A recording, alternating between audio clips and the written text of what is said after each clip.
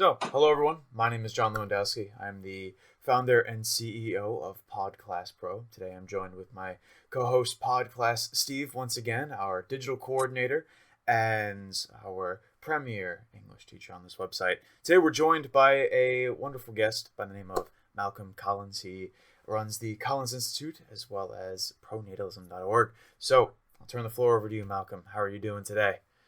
Absolutely spectacular. I am so excited to be here with you guys today. I'm excited to learn more about what you guys are doing, and two, talk a bit about our work. Absolutely. So, at the moment, we are a fully immersive education service here, offering courses primarily in English, but eventually going out to other subjects. And what we do is we're here to pair young entrepreneurs as well as expats, passport bros, and just plain hobbyists with a teacher to learn any language, anytime, anywhere. Okay, so focus on language education. Absolutely. Language education, in-person tutoring through an online mediator. Yes. We allow our teachers that if they're in the same country as our students to go ahead and meet in person. But at the moment, we primarily host things through Zoom. Okay, great. And great market, by the way. I did a lot of work in Korea. I was working as a venture capitalist out there for a while, and it's a very lucrative market because it's, really, in terms of adult education, it's one of the highest demand areas where, you get a bit more leeway on alternate education systems than you get when you're dealing with, younger education. Unfortunately, that in part means that, for our work and stuff like that, there's less utility in approaching the adult space simply because they already have so much freedom. There's not the same constraints. When we look at what's going on with kids today, it is shocking to me the parallels I see between the public school industry and the private prison industry, whether it's the contractors who are working in the space or the way that the system is basically acting like a pipeline into there. And when I think about, like, just logically as an adult, like if you basically can't handle society, right? Like you just can't do things on your own, you get sent to the prison industry. Like, or presumably that's the way it's supposed to work. It doesn't always work that way, but that's the way hypothetically it works. But when we're looking at the education industry right now, like the public high school system, it is essentially as if we are deciding to send everyone into this system where we assume that people can't handle basic tasks. Like the self-ownership portions of education, like I think what's really needed for students to thrive. One of my favorite experiments in this space was done by Professor Gray, I want to say, and it was looking at unschoolers. Now, I'm not a big proponent of unschoolers. People but I really like them because they act as a great control. So people who don't know what unschooling is, these are people who have done no external education at all. The parents are not giving them worksheets. The parents are not giving them anything. They're just sitting them at home saying, do whatever you want all day. So they act as a great control because they allow us to see a kid who's growing up in a modern context, but with no external interaction, no external training interaction, anything like that. Where are they going to end up just organically through osmosis? What education level are they going to end up at?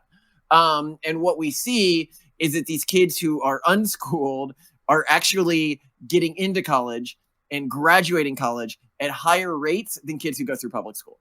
Now, of course, there's going to be some selection bias here, and his study doesn't account for that, but it shouldn't even be close. Like, doing nothing shouldn't even be close to better than public school. And it makes it look to me as if our existing system is having these big deleterious effects. And so my wife and I have taken on, as one of our big projects for pronatalism, is trying to make education, because they're like, well, what does this have to do with pronatalism? Many things. When people think about having kids and you're adding up, can I afford another kid? I think the core thing a lot of people are asking themselves is, can I afford high school and college? If you're doing private school, and even if you're not doing private school, it's college. Like, can I afford college for another kid? And this is because education has become just this enormous cost center. in terms of child rearing. But on top of that, it's like an inefficient cost center. So it's like, well, can we sort of deal with two of these issues at the same time? But then there's the other issue. And when we talk about falling fertility rates, I don't know if your audience is familiar with this as like a cause area or how bad things have gotten. But it is really undersold by the media how extreme this situation is. In the United States, if our fertility rate keeps falling at the rate it has from 2010 to 2023, which was the last time I was looking at the numbers, and we just project that forwards and we say, okay, you have, I think it was 2013 to 2023 when I did this statistic. You have one generation every 30 years, and we project this decline forwards. What is how many great grandchildren are you going to have for every 100 Americans? Turns out you're looking at like 4.3. Wow. We are looking at extreme in the UK. We did this. It was 1.3, and it's bad. Like in New Zealand, it was like 1.2. And keep in mind, these are actually countries that are typically doing better in fertility than a lot of other countries at equivalent income levels. So in Korea, I'd been mentioning I was a VC out there. If you look at their fertility right now, like you do not assume continued decline. You just look at it right now. For every 100 Koreans, there's going to be 6 great grandchildren. And people are like, when they hear about the fertility rate as an issue, they're like, well, the number can't keep going down, right? Like eventually somebody's going to recognize this as an issue and panic, and the government's going to implement some policy to fix this. And it's like, well, Korea's further along. I just said that their current fertility rate is 6 great grandchildren for every 100 people in the country. So are we seeing a decline in this fertility rate collapse? No. This year, if you look at Q3 last year to Q3 this year in Korea, you had a 13% fertility rate decline. So you're dealing with double digits year over year decline. Like that is, you just don't see that. That's horrifyingly bad. Worse, the country, they're like, well, but Korea hasn't tried to fix this. Yeah, they put $100 billion into this over the past 16 years or so. Like they're trying their hardest to fix it. And then you're like, well, maybe social movements are rising in the country. One of the biggest social movements in the country right now is the 4 No's movement. That's no men, no sex, no kids, no marriage, right? For women, it's like this extremist feminist movement. So no, actually socially, they're moving in a direction that makes it even harder to fix this. And then people are like, well, maybe they'll fix it in 5 years. Maybe things will come around. And I point out, well, did you know that over 60% of the Korean population is already over the age of 40? So like realistically, even if they fixed everything, they couldn't fix this problem anymore. They are basically just screwed at this point. And I think what it shows, one of the interesting things about this is they're like, well, it can't keep going this way. It's like, well, there are other countries further ahead on the timeline than we are. Why don't you, if you have some hypothesis about how they're going to fix it or how we're going to react and see if it fixes it, look at the countries that are further ahead of us on the timeline, and you will see how bad this situation gets. And nor is it something we can fix with immigration. You talk about this in the US and they go, oh, you can fix this with immigration. And you go, well, look at where are we getting our immigrants from? Mostly Latin America, right? So by the UN's own statistics, collectively, Central America, South America, and the Caribbean fell below, so like Latin America broadly, fell below repopulation rate all the way back in 2019. So they do not have a stable population there. And this is where you see on most of the world, you will only see above, on average, above repopulation fertility rates when a country has on average below 5,000 USD per citizen.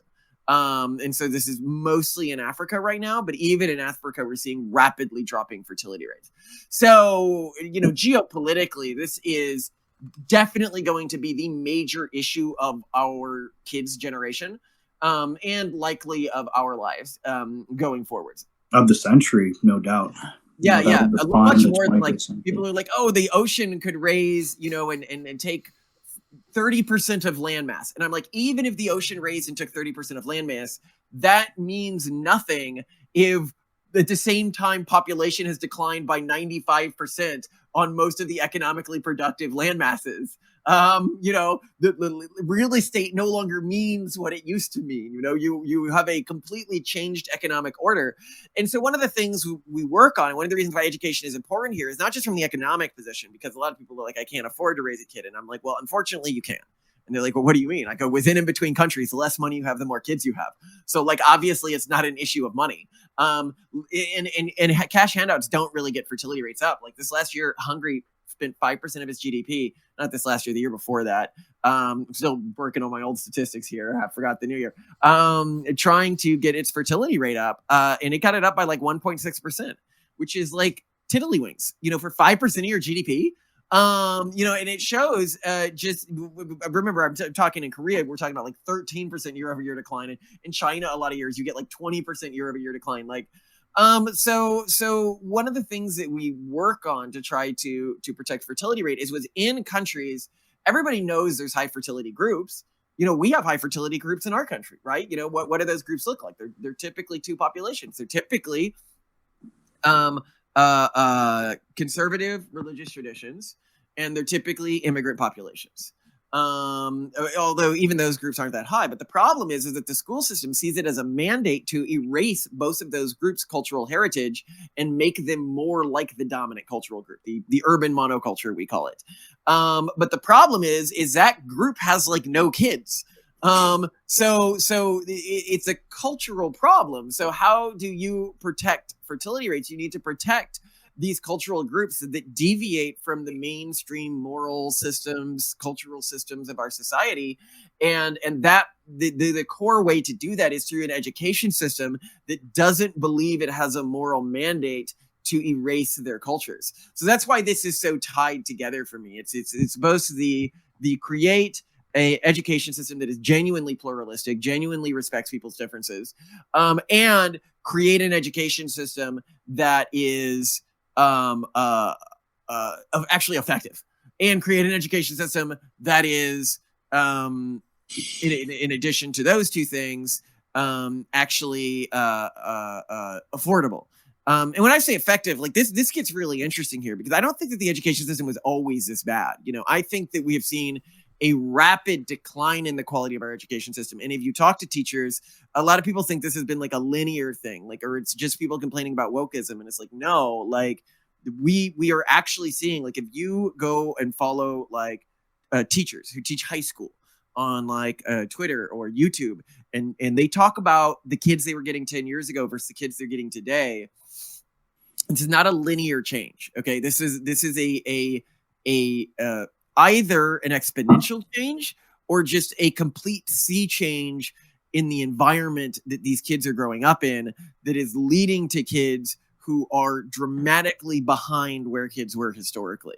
And I think that now these systems are so bureaucratic and they're so ideologically captured that if you go to them and you say, let's fix them.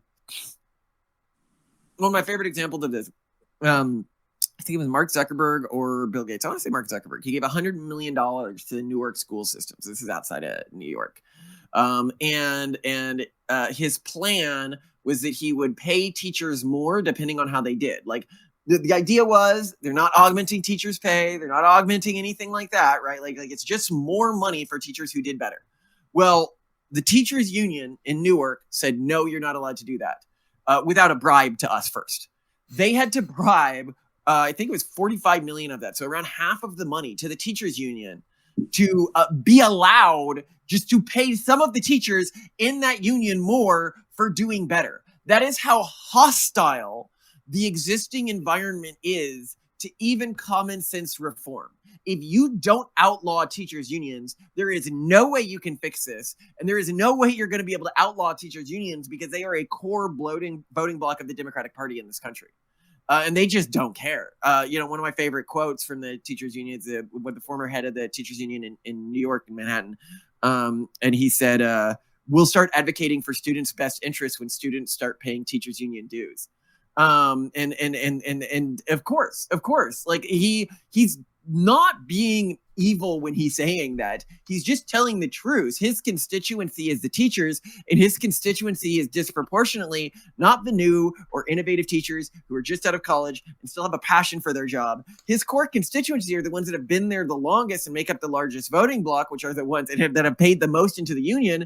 And these are the old ones who don't care about students anymore and are just waiting for their pension and don't want to be fired and don't want anything to change because they don't want to learn any new skills. So that's where we are with that. And I'm happy to go deeper on any area you want to pull a string. Absolutely. We find it absolutely atrocious with the cookie cutter mentality here, that just getting a basically decent education is either something reserved now for the really rich or those that have to go and supplement to find elsewhere. When it came to our schooling, Steve and I met in college. We met at probably, I want to say, maybe a third of the way through the whole great shutting down of the last couple of years. And we really saw just the entire system falter. We had, maybe 40, 50 people on a Zoom call listening in, or probably not even listening in, directly to one teacher just spouting rhetoric over and over again about, really, who knows what. There was no real attention on focus. There was no real drive. It almost seems that everyone gave up. When it comes to preparing people for the future, I've noticed, especially amongst those that were going into college as I was leaving it when I reached my senior year, they were different. Most people that I encountered, at least in my classes, seemed to just be there for the partying rather than actually getting prepared for life. And there was a dramatic drop in the amount of people that I knew that were seriously prepping for their own future once the COVID restrictions were lifted, or maybe they were 3 to 4 months away from graduation with no real plan in line for what comes next. And I think that that outlines... Well, I want to pull on something that you were talking about there, which I would challenge, is this belief that you can pay a lot of money and get a good education system still. I think this used to be the case. I think, there used to be some good boarding schools. There used to be some good private schools. But a trend that's increasingly becoming the case, and I saw a Twitter post about this because there were like 5 years ago, this just wasn't a big demographic, and now it is, which is wealthy parents that are homeschooling their kids because they think that there is no good education system out there anymore. When I go and I look at what's going on in the private education system right now, and this is interesting because, my background's in VC and everything like that. And yeah, the Collins Institute is run by a nonprofit. That's our education, collinsinstitute.org. But, it's still, we hope that it pulls in money and can self-support. And people are like, why are you starting something in a space where, kids are disappearing, right? Like why would you be doing that? Right. This seems like a really bad market. And then I point out to them, I go, no. What you're missing is yes, kids are disappearing, but the other thing that's disappearing at an even faster rate is moderate school systems, politically moderate school systems. So any parent who is conservative or moderate and who wants to educate their kid, especially within an elite system, they're just not going to find anywhere they can do that. None of the private, you go to Andover, you go to Exeter, you go to Eton, all of the old holdouts. These are now complete ideological indoctrination factories. And what this means is that there's this huge market opportunity here in terms of the people who are willing to be innovative and exploit it. But on top of that, these older institutions, they have more sunk cost in the old education system where people like sit in front of a teacher and that teacher lectures them. Yet in a world of not just TV now, not just the internet now, but AI, that system makes zero sense to ever have anyone doing that. And yet these schools systemically cannot innovate on that model because of their long heritage. And then you've got the secondary problem, which is a lot of people who are innovating in this space, right? Like I like a lot of the innovation in this space. You see some of the stuff that, Elon Musk is doing and stuff like that. The problem with a lot of this innovation is it is being done by the ultra rich, like not like normal rich parents. I'm talking like stupid rich parents. That their intuition, which is right, is probably the best way if you could educate somebody is project-based learning. Like if you could choose anything, right?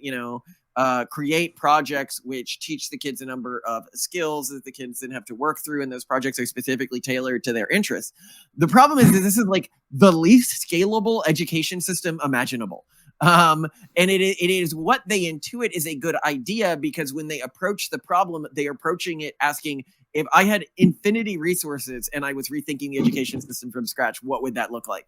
Instead of I just have to rethink the education system from scratch, what does that look like? Yeah, definitely. I cannot see any real alternative towards this modern crisis that doesn't come from, let's say, a privatized system of, young entrepreneurs going forward and making something brand new. As you said, there's no real scalability.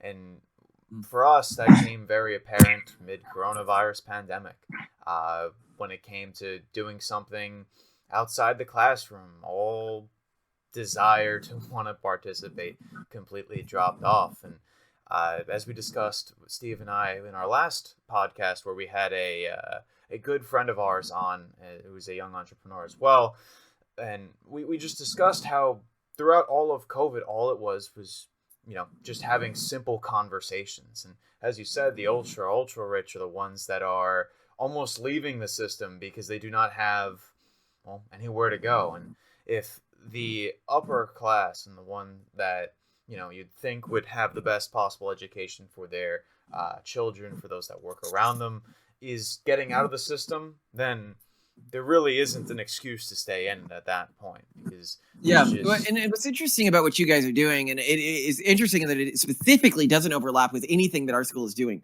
So our school, one of the areas where we decided to just completely declare bankruptcy and we don't do any of is language learning. So we have no language learning within our entire educational platform, and it'll make sense when I explain how our platform works. What we've done is we've taken the concept of like a skill tree or a tech tree that you would see in a video game. That's awesome. And then the gamification of education. I like that. All of human knowledge into this giant nodal system. So we go from grade school to post-college, but not past a PhD in most subjects. Although we do have systems on how to publish papers and stuff like that. So we try to move people into being published authors in spaces instead of, anyway. So that's the way that we have built out the system. And we've just finished up the first sort of full nodal map. So it's going to have over 3,000 nodes.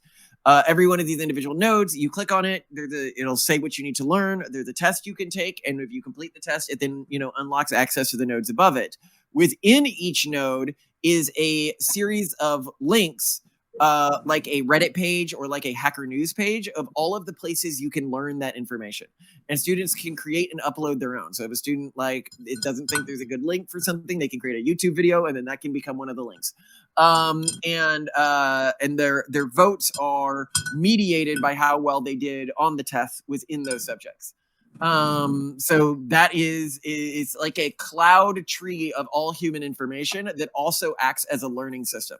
The reason we didn't include foreign languages on this should be obvious, is that's not the way you learn foreign languages. That's the way you learn science. That's the way you learn everything else. But foreign languages requires much more immersion and interaction than a lot of other fields. So it just didn't make a lot of sense for us to do that. So, we'll just point kids to you guys or whatever system we think is good at the time.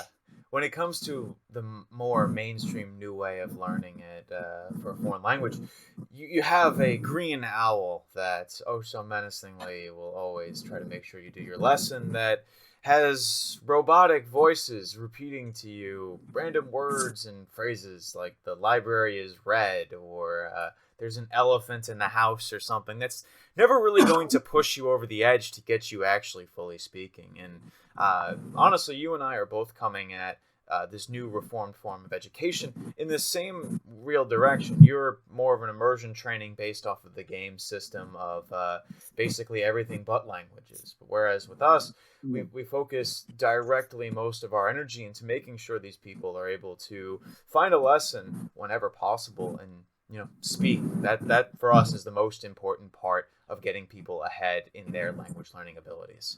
Yeah, well, we focus on trying to. A huge part of our educational platform is forcing people to learn how to find this information themselves and how to make sure they know it themselves. The idea that somebody would sit up there and tell you what's going to be on the test, like before a test, like I'm going to teach to you, like what? Why are we still doing that? Like that made sense when books were hard to find. Like not on the age of the internet. Like what are you doing? It's almost comically backwards. So I do like what you guys are doing. I think Duolingo is innovative in a way. Like I've looked at it. I don't know if it would work for me. But I will say that, you see a lot of these interesting models where people are actually trying new things in the language space, because the language space.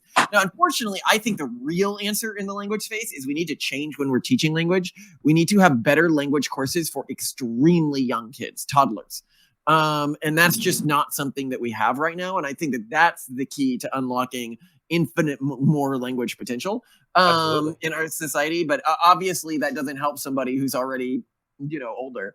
There's the golden window, which is I guess at least a very theoretical concept when it comes to learning foreign languages, that between like the age of 0 and 12, that's your ripe age for learning a foreign language, because something with the brain allowing you to get more pattern recognition and hold more vocabulary as you're within your formative years. Unfortunately, for most people, when we sit in the classroom for maybe once, God willing, twice a week, in a giant, almost factory setting with teachers that are there to teach for what the state mandates, foreign languages aren't really learned. I believe I was enrolled in Spanish from, I would say, probably 4 or 5 years old to about 13 or 14. And I came away from that with 1 grade above a 90, maybe, at best. And I really couldn't speak the language at all. And I'm sure, Steve, what was your experiences like in that, crucial period that really didn't amount to much? I started Spanish in middle school, and it was, a joke. They were like, L and la, blah, blah, blah. Then I continued it in high school, and I learned a little bit of vocabulary, but it's all kind of pointless when it's just a teacher instructing 20 other people about vocab, when language is way more than that. And, the immersive way to learn language is the most efficient. I'll tell you about a friend of mine, Malcolm, who worked for the government. And around the time of, I forgot what it was, there was an operation in the 90s, and the government needed interpreters to quickly improve their language speaking skills, because you can't learn a language in a government memo or even a 12-week class. That's really all they had. So this guy, he would go to these foreign countries only knowing how to say, how do you say in that language, like let's say Arabic. And he'd go to the bar, say, how do you say, and then point at something. And, by the end of the night, he'd have made 10 friends and already know how to construct basic sentences. And then, by the time he retired, he could speak, I think, 7 languages fluently. And he was familiar with several more. And that just goes to show that. And he learned all of these way faster than you would think. And he didn't forget any of them either. You take Spanish or French in high school, and then you immediately forget it because you're not using it. You're thinking about it, but you're not speaking it. And you're not communicating naturally with it with other people who know that language. And you're not using it to interact with the world. And that's the number one thing that I think helps you memorize these things. And that's what we're trying to do here, is have native speakers naturally teach you how to talk in their tongues in the same way you'd have a buddy tell you how to say something when he's giving you a tour of his homeland. And I think language learning, particularly foreign language learning, it elucidates for people who have access to their common sense one of the biggest things that we're not allowed to talk about in the education space, but it's something that, we should be talking about a lot more because it's critical in understanding education, is sort of genetic differences between people in how they learn different things. So for example, me in language learning, I'm terrible at language learning. Like my brain is just, I think, unable, I think if you were to rank like a population on their natural capacity for foreign language learning, I'd probably be like at the bottom 0.1%. I lived in Italy for over a year, when I was in the golden window, don't speak Italian. I worked in Korea for a year doing VC, don't speak a lick of Korean. I have owned a company. My company is headquartered basically in Peru. We almost all of my employees primarily speak Spanish, still don't speak Spanish. And I've owned this for half a decade at this point, so that's, I'm just really bad at that. But, and I think when you talk about it in the world of language learning, everyone immediately intuits that what you're saying is true. They're like, oh yes, language learning ability differs really big between people. And it appears to be a genetic difference, like not an environmental difference or anything like that. And this is important then when you're talking about other subjects, because when you create an education system, as our existing system is, because when our existing system was built, it was trying to create interchangeable cogs, like replaceable parts had just been invented. And they're like, oh, this is great. Like, because replaceable parts were great when they were first invented. And so the educational system, what it did is it would give you a grade when you graduated, a GPA, and you were supposed to be broadly replaceable with anyone else who had a similar GPA. But the problem is that in our current world of outsourcing and AI, literally the last skill set you want is that of a replaceable cog, because that is the first thing that gets replaced. You want much more spiky educational prospects. And what this means is that when we think about people's natural differences and the things that they are good at learning and the things that they are bad at learning, we need education systems that allow people to go much further within certain areas and that take into account that well-roundedness is not the ultimate goal of education. It is employability. Like at a base level, it's employability. And maybe secondarily mental health, but like, oh my God, the existing system certainly isn't doing a great job there. No, not at all. I believe it was Otto von Bismarck that was one of the first to push out this universal form of education to, well, simply just make more factory workers as a result of Prussia starting its modernization campaigns in the late 1800s. Yeah. It was soldiers, John, as well. And then it became factory workers, I think, like 50 years later. Yeah. But it started out, he wanted drones to follow. I mean, same thing, like obey orders, do everything you need to do at the whim of your superior. And that's why we have such a managerial-based society now, is because we've been grown in these school systems to just be drones, you know. Sorry to interrupt. Absolutely. Yeah. But it means that differentially, you know, if you're a parent out there and you're thinking about how you're going to educate your kids, if you can put them into a system that actually encourages different ways of thinking, the edge you can get is they are not competing in the same world that we were competing in. I think my generation sort of was a height of competition when it came to things like college and stuff like that. Now, you still have on paper really high competition for college, but colleges now are choosing on such arcane factors to try to meet their ideological goals that's no longer outputting where VCs and stuff like that are looking for the top talent. You want to talk about like what is actually the equivalent of a Harvard degree today? Well, that's a Peter Thiel fellowship, or that's coming out of Y Combinator. Although even Y Combinator is losing its sheen these days. But it is systems. The 20 under 20. There's another one that I'm trying to remember. The Atlas Fellowship's another one that's a pretty prestigious thing for kids these days. It's systems where kids have, through their talent, convinced people to give them money, not the other way around. And I think that is where we're going as a society, where the key markers of talent among the youth will be systems that had to give the kids money and not the other way around. That makes sense, especially since the type of person we're looking for eventually becomes more and more rare as time goes along, depending on how adept people are at adapting to this modern way of needing to go elsewhere. Well, for us, what we try to do is we are here to provide a premium service, a premium education for those that are seeking it. And we're looking for those that are young and motivated, that are attempting to maybe even expand their horizons beyond the borders that they currently reside within. So we have languages all the way from Serbian to Russian to English on our site to get that big of a grasp, because there aren't many people that Steve and I have encountered over the years.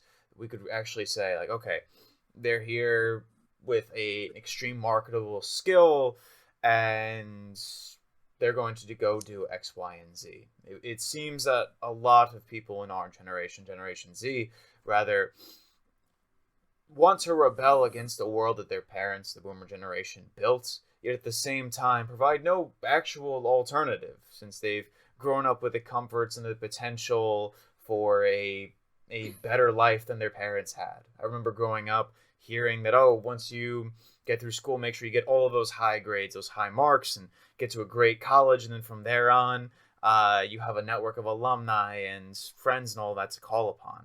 And maybe Steve had a different experience from this, but I just remember at graduation thinking, well, now what? Now where do we go next? Of course, I had made this company and was working in politics at the time, but beyond that, I was almost worried for those around me as well. So we're providing a way out to get that marketable skill, and hopefully through our outreach advocacy and opportunities that we provide to both very qualified coaches that are at the top of their field as people who we're looking for, as well as those that are up and coming. We would like to see some change and eventually hopefully have that positive impact that could be not just in the US, but across the rest of the world, to maybe reverse some of these horrific challenges that have been plaguing our society for the last 30 some odd years. Yeah, and you can see these challenges with going back to your earlier point, Malcolm, about how you said teachers were complaining about their students now. This new generation Alpha, I've heard horror stories about like trying to educate these kids and reach to them. They don't follow rules. They're not interested. They've, like you said, John, they've given up. They're not interested in learning. They have access to the internet. I think part of the problem is that whatever they want to learn about, you can learn about it on the internet outside of school in a more effective way.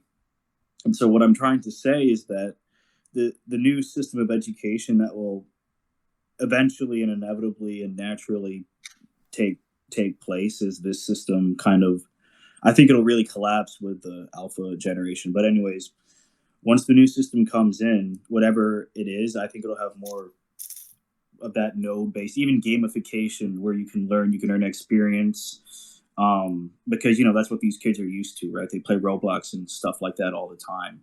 So if you give them more agency over their education, kind of like how we can select what tutors, or the students on our platform can select what tutors they want and what subject and what level, would go a long way into improving the horrifying, like, first of all, the horrifying literacy rates that are coming out, and stuff like that. That's really quite concerning. And it's not just one-on-one for us. We also offer bears our name, the Podclass, where it's between 3 to 5 people in this little group that, helps you build those connections and foster a relationship with people that you might not have met anywhere else. Other like-minded entrepreneurs, travelers, and expats. You can find them on our site throughout of our courses. And that's our little niche that we're trying to appeal towards to help make an impact. But so, Malcolm, we've been going on for a while. Just one final question for you. What do you believe that the future holds, or what's next for the Collins Institute? Oh, we're going to win. We launched this year, so people are interested, reach out. We've been working on this for a long time. I think that we will, we're trying to create an asset that is as comparable to the public school system as it is to Wikipedia. A general repository of all human knowledge that is modified by the way that people use it. I hope that we can utilize this to create a genuine competitor to public school that is both better and cheaper to operate, and then we can begin rolling it out. So if we have people who are watching this who are doing individual student classes and stuff like that, they can do this. If people just want to hear me talk, though, they can always check out our podcast or YouTube channel, Based Camp. Based, like BASED. Love that. And we do those episodes every day, every weekday at least. I think that the interesting thing here is we are at the beginning of a movement, and it's a movement that is seen as threatening to the status quo. And so, when you mention these obvious things that schools don't work, and it's primarily the fault of the teachers unions for not adapting, the older school systems, these old prestigious school systems can't adapt, because that's what they're prestigious for, is being not adapting, really. The new generation is dealing with a completely differently technological environment. When you talk about falling fertility rates, it's one of these things that increasingly we say all this stuff. At first, we're called, heretics. And as time goes on, people begin to realize more and more. Right now, with the prenatalist stuff, we were just, you guys, what is this, a weird breeding fetish? And now everyone basically agrees that fertility rates are actually a massive problem at this point. And that's just what we do. You sit out there a few years early, you start building, and you say, I'm telling you, this is going to be a big issue in a few years. You guys aren't listening to me. You should be addressing it now. Yeah, it's the same thing with education. And I'm glad to see what you guys are working on. And I wish you luck on your launch and your podcast. So, yeah. Beautiful. Have a great day. Thank you so much for joining us. Steve, any parting words? None for me. All right, everyone. Well, once again, my name is John Lewandowski. I'm the founder and CEO of Podclass Pro. We were joined by Malcolm Collins today, as well as our digital coordinator, Stephen Trail. So feel free to follow us on Facebook, Instagram, LinkedIn, X/Twitter, YouTube, of course. And, well, if you don't want to be like Big Ed, make sure you book your pod class instead. Take care, guys.